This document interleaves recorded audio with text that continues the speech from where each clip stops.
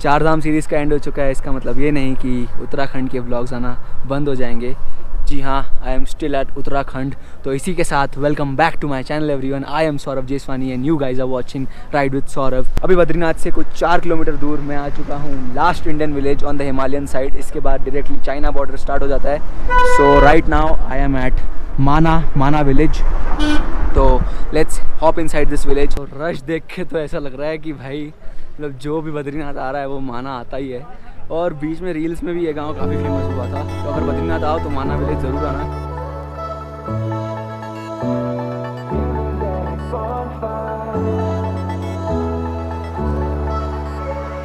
कहते हैं माना विलेज में पांडव्स भी आए थे। तो भैया यहाँ पे क्यों आए थे पांडव्स? पांडव का जब सब कुछ खत्म हो गया था, लड़ाई झगड़ा सब हो गया था, महाभारत कंप्लीट हो गया था। हाँ। तो उसके बाद ये लोग स्वर्ग पर निकले थे। हाँ, पैदल स्वर्ग की तलाश में। स्वर्ग की तलाश में। हाँ। तो ये लोग, इनका रास्ता इधर से ही था, हरिद्वार से बद्रीनाथ। अच्छा। तो रास्ते में क्या है, यहाँ पे बीच में एक कट है। हाँ।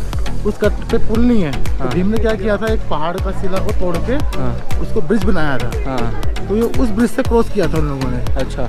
तो उस ब्रिज के पास में से सरस्वती नदी है। अच्छा। जहाँ से वो निकलती है। So first we are heading towards Bhim पुल।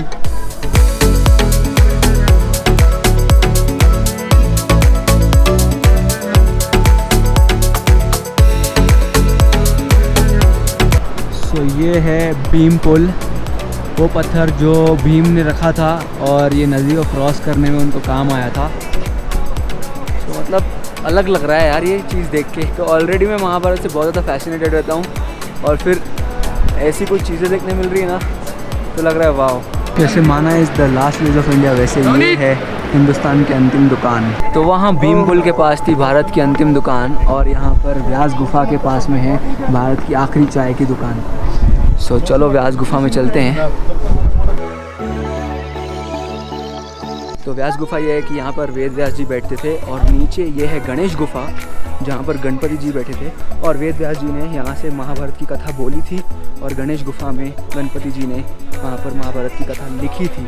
तो ये इन गुफाओं की खास बात है। भीम पुल के आगे वसुधरा फॉल्स भी हैं जिसको माना फॉल्स कहा जाता है, तो आप वहाँ भी जा सकते हैं। वो यहाँ से 5 किलोमीटर वॉक है। तो अब इस शॉर्ट एंड स्वीट व्लॉग को एंड करते हैं। बहुत अच्छा लगा लास्ट विलेज ऑफ इंडिया में आकर और बहुत सारी चीज़ें देखने को मिली।